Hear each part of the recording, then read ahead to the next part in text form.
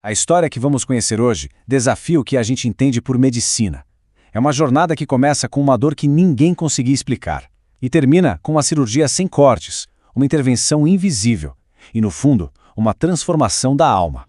E tudo começa com essa pessoa, a Iracy. Essa frase dela já dá uma ideia da força, da intensidade emocional que ela estava vivendo. Foi um momento que se tornou o grande ponto de virada numa luta de anos contra uma dor que parecia não ter fim.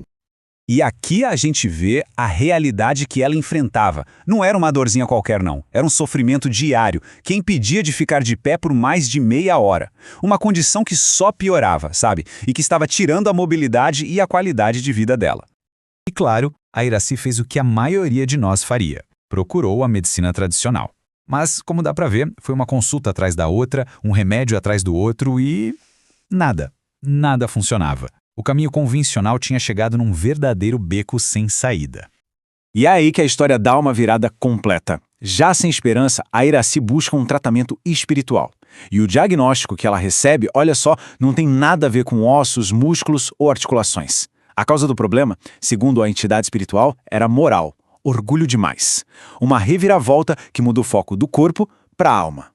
O mais impressionante é a rapidez com que tudo aconteceu. Depois daquela liberação emocional e do diagnóstico sobre o orgulho, os sintomas físicos, simplesmente sumiram. E não foi uma melhora temporária, não. 20 anos depois, como a linha do tempo mostra, ela está mais ativa do que nunca. Uma prova de que aquela cura foi profunda e duradoura. A história da Iracy é fascinante, né? Mas ela abre a porta para um conceito muito maior. Então, afinal, como é que funciona essa tal de cirurgia espiritual? Vamos dar uma olhada nos mecanismos que a fonte descreve. Bom, a ideia central é essa aqui. A intervenção não acontece no corpo físico que a gente vê e toca. Ela acontece no que é chamado de perispírito, que seria uma espécie de corpo de energia, o molde do nosso corpo material. A cura nesse molde se refletiria, então, no corpo físico. O curioso aqui, mesmo sem bisturi, existe toda uma estrutura, um procedimento. Há etapas bem claras. Primeiro, uma anestesia energética, depois uma limpeza do campo vibracional, aí vem a intervenção direta no molde espiritual e, por fim, a transmissão de energias de cura. É um processo com uma lógica interna bem definida. Essa tabela aqui deixa a diferença fundamental bem clara. A medicina convencional foca no reparo do corpo físico com ferramentas físicas. Já a abordagem espiritual, segundo a fonte, foca em reequilibrar o corpo energético usando ferramentas não físicas e com um objetivo bem mais amplo que une a cura do corpo com a transformação moral. E é aqui que a coisa fica ainda mais surpreendente. A fonte tenta construir uma ponte entre esses conceitos espirituais e a ciência moderna, mais especificamente a física quântica. Vamos tentar entender como essa conexão é proposta. O ponto de partida é um princípio bem conhecido da física. A matéria não é tão sólida quanto parece. Lá no nível fundamental, tudo é energia vibrando em diferentes frequências. É essa base que a fonte usa para argumentar que pode sim haver uma interação entre o mundo físico e o espiritual. E o paralelo que a fonte traça é bem interessante. De um lado, a física mostra que massa e energia são duas faces da mesma moeda.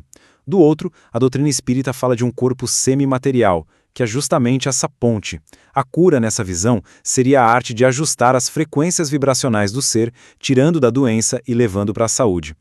E para dar mais peso a esse argumento, a fonte cita ninguém menos que Max Planck, um dos pais da física quântica. Essa citação sugere que a consciência não é só um resultado da matéria, mas que ela é fundamental para a própria existência da matéria. Uma ideia que conversa diretamente com essa noção de uma realidade baseada em energia e mente. Agora, a gente chega no coração da questão. Se a cura física é possível, por que ela acontece? A fonte argumenta que o alívio dos sintomas é, na verdade, um efeito secundário. O objetivo principal seria algo muito maior. Então fica a pergunta, né? Se consertar o corpo não é o prêmio final, o que é? O que uma experiência de cura como essa busca alcançar de verdade? A resposta, de acordo com a fonte, é a reforma íntima. A ideia-chave é que a cura física é um bônus da evolução moral. A doença teria suas raízes em desequilíbrios internos, e a verdadeira cura seria transformar essa causa, e não só o sintoma. E como se chega nessa tal reforma? Bom, através do desenvolvimento de virtudes como compaixão, humildade, perdão. Elas não são vistas como ideias abstratas, mas sim como as ferramentas práticas para essa transformação, que sustentaria uma cura de verdade, uma cura que dura.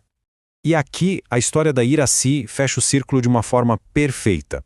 Lembra do diagnóstico de orgulho demais? A cura física dela veio junto com uma mudança de atitude. Ela se tornou a própria personificação da reforma íntima, provando na própria pele a tese central que a fonte apresenta. E para fechar, a fonte nos leva para uma fronteira ainda mais especulativa, conectando todas essas ideias com pesquisas bem de vanguarda sobre a molécula mais fundamental da vida, o nosso DNA. A gente conhece o DNA como nosso manual de instruções genéticos, certo? Mas a fonte apresenta uma visão bem diferente, baseada em pesquisas russas, que descreve o DNA como uma espécie de antena biológica capaz de se comunicar de maneiras que a ciência tradicional ainda nem começou a entender. E as alegações, segundo a fonte, são realmente extraordinárias. Primeiro, que o DNA poderia criar atalhos no espaço-tempo. Segundo, que ele funcionaria como uma internet biológica. E talvez a mais chocante, que ele pode ser reprogramado pelos nossos próprios pensamentos, o que poderia, em tese, explicar fenômenos como telepatia e intuição. E o mais surpreendente de tudo é que essa visão radical do DNA não é exatamente nova no campo espiritual. A fonte aponta que textos psicografados décadas antes, lá em 1958, já descreviam as células como tendo uma estrutura mental que respondia às ordens da consciência. Uma convergência de ideias bem notável.